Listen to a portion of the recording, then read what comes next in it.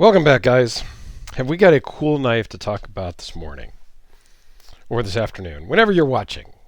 I upload them at 6 in the morning Pacific time as my standard deal. And then if there's a second video in a day because there's an unboxing or something different, those usually go at 6 p.m. Pacific. So that's why sometimes I'll say good morning, have a great day, and then an unboxing or a video that comes out in the evening, I'll say, have a good evening. So there you go. Let's all right. Let's get back to why we're all here, and that's to see the Midgards messer, Little Viking. Yeah, it's very cool. Get the box out of. It comes with a kind of a cool packaging, a little bigger than it needs to be. It is a zippered pouch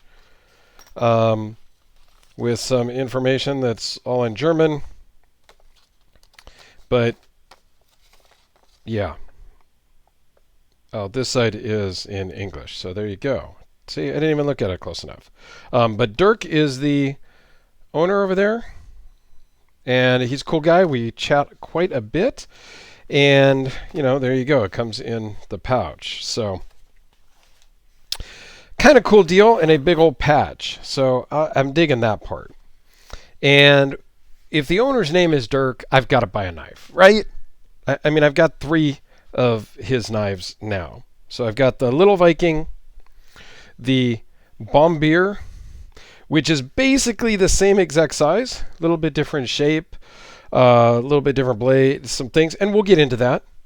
And I've got the original, the Viking, which is just a freaking beast. Okay? But for right now, let's start off with the Little Viking. And we'll just run through the specs really quick, and then we'll talk about it and do some comparisons.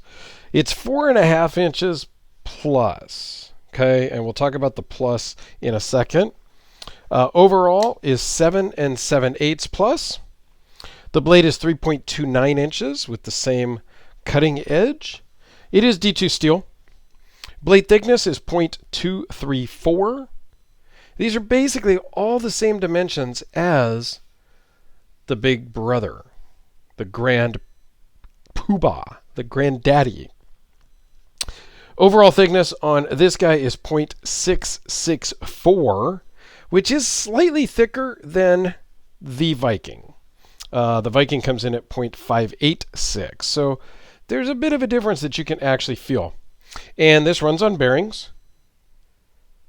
It's still kind of breaking in a little bit. And it weighs in at 9.1 ounces. Yeah, just over 9 ounces for a 3.25 inch blade. It's not going to disappear in your pocket by any means. Now, that is different than the Viking that weighs in at 12 ounces. For a I don't even remember now. Jesus, I didn't write that one down. This guy comes in at just about 4.5 inches. Okay, give or take there. 4.25, 4.5. So yeah, this is a much bigger boy that is almost a two-hander. It's a hand and a half. Okay? But it's super cool. Now, there's a few things I like better about the Viking versus the Little Viking. Now, the Little Viking feels great in your hand. It is a one-hander. It fits perfectly. Okay? Now, I said it was 4.5 inches plus because if we zoom in here, it's 4.5 inches to the edge of the scale, but then you do have some jimping protruding out from the back spacers that gives you just a little bit over. It's not even a quarter inch. It's like an eighth, maybe a 16th to an eighth. And while we're here, let's take a look at this great Stonewash. Now Midgard does runs of 200 of all their knives. And these are all, well, they're not all labeled. Yeah, I think they are all. The 3 that I have are labeled. They're 2.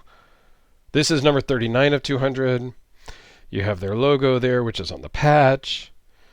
Nice texturing here. Nice lanyard hole. Backside, it's your typical titanium frame lock with a steel lock bar insert. Okay? Super massive and overbuilt. One thing I wish was that they did the black or the blued hardware, because I think that just kind of really pops on the Viking with the blue clip, the blue screws, the blue pivot. It just gives it some little bit of pop in the blue screws. I wish the Little Viking had that. The other thing that's a little bit to me is on the Little Viking. Well, it's the numbering on the blade. So the numbering is on the show side on this one, and the numbering is on the lock side of this one. I wished it was the same. That's all. So, and this one doesn't say the Little Viking. It just has a logo on the back, kind of maker's mark on the front. And this one does have the same maker's mark, but it's got the numbering on the other side. So, had they have kept the numbering symmetrical, for me and those of us that are into having sets of knives, that would have been a little cooler to me personally. Now the bomber, that one does have the numbering on the show side and just the maker mark on the back side. So yeah, it is what it is. Now they advertise this as a one-hand or a two-handed opening knife with no opening assists. Partially because they are a German company. And in Germany, there are laws about having a locking knife that is opened one-handed. So they make it so that it is a two-handed knife. Okay? No problem with that. You can, with some wrist, finger flick it, which is how I will typically deploy this one. Same with the Viking. Same thing. It needs some wrist because this fuller on both examples is not very deep and it's very well rounded, so there's not a lot to really grab your finger into. Now the bomber is different. It's a little bit deeper. It's a little bit sharper angles maybe, and it just flies out without much, if any, wrist. And it's got the thumb hole. So it's a little odd to me where this one can be and is designed to open one-handed. I mean, I don't know if that's what he intended, but it has the hole there. So it leads itself to absolutely being a one-handed knife that locks. But the Vikings, they didn't do that specifically. So I don't know if it's regulations or what. Now, if we look at these two together, they are identical. They're just smaller versions of each other, really. For some reason, the scales on, and let me zoom in again. The scales on the Little Viking on the right are just much thicker than the scales on the Viking. So, yeah, overall, the Little Viking is much thicker in your hand than the Viking. I'm okay with that. Like, I don't know why. I would prefer the dimensions to be identical if it were up to me. But I'm okay with it. And I think these both stand alone. You don't have to have the set. I don't know if there's any more. I think when I was talking to Dirk, this was a pre-order, and I believe it sold out during the pre-order. And something happened with my pre-order. And I had reached out to Dirk and said, hey, are they shipping? Like, what's the deal? I think my pre-order might have gotten messed up, and we did some research and stuff, and he goes, yeah, I don't see it, but I do have one left if you want it. So I did pay for these. Absolutely. The bomb bar, he did send me months ago to review and then told me to keep it. So sure. But these two I did pay for.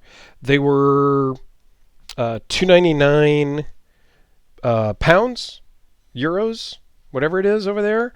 So it was basically $380 US, and the Viking was, I think, 400 US. Right about. I mean, they're both about the same price at that 400 range US. So, very cool.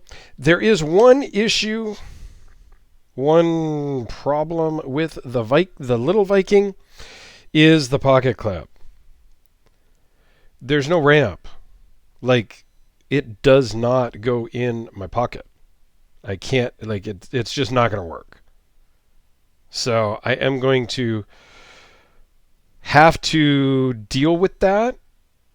Take this off, bend it a little bit, something.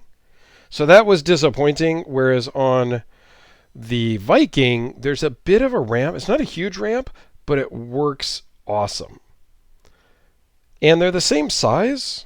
Well, it is a little smaller, so there is less spring to it.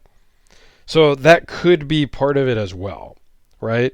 Because there's a lot more give here on this one, just because of its length. Whereas this guy, there's not. I mean, you have trouble getting your finger up in there, but it's a matter of bending it. It is what it is. I would prefer that it didn't need to be modified brand new right out of the box. Sometimes stuff happens. Okay, it's still very cool, and just a tank of a knife. Comes super sharp. I love a Tonto, and I love the Stonewash. These are just very super cool. Like, yeah, super cool, and just a workhorse, a tank. So, let's do a couple size comparisons, shall we? Let's start with the Sharpie and the Delica.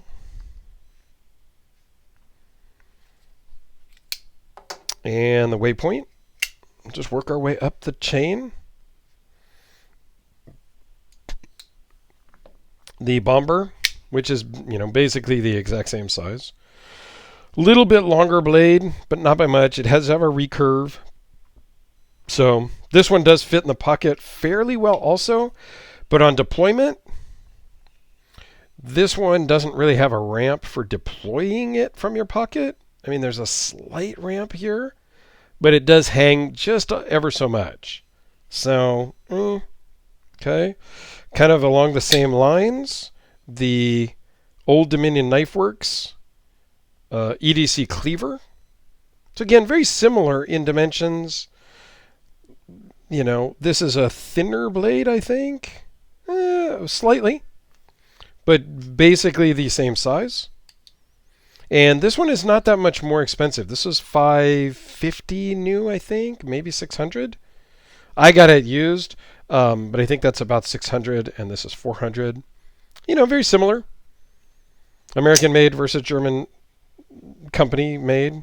And I think these are actually made in China and then assembled in Germany and then shipped, but don't quote me on that. How about the Direware, which is in a different class altogether? This is 1,000 plus. Also, one-off customs made in the US. And then because it's here on the table, and I love it, the Hellraiser P series, which is a Chinese production version of an American company's customs. So there you have it. A quick little look at the Midgards Messer Little Viking. And one other little thing that would have been perfect for me is if they were numbered the same. But I get it. Number 131 and 39. I get it. But yeah, very cool knives. Awesome to have added to the collection because these are mine. Am I going to keep them forever? Who knows? There is a friend of mine that is already asking me about them. And right now I am kind of saving for another watch purchase. So, yeah, we'll see what happens with these two, if they stick around or not. They're awesome. I just have so many knives. I'm starting to really thin the herd and gravitate towards a couple of watches because there's some pretty big heavy hitter watches that I'm looking to get. So you can't have all the toys. You got to pick and choose your battles. So anyway, thanks for watching, everyone. I will put a link to the Midgard website down below. It is all in German, so keep that in mind. You have to use some Google Translate and some stuff like that, but yeah. Awesome company. Dirk is awesome to work with. We message back and forth on Instagram a lot. So yeah, thank you, Dirk, for all of your help in getting me these things and working with me. So appreciate that. All right, guys, have a great day, and we'll see you tomorrow.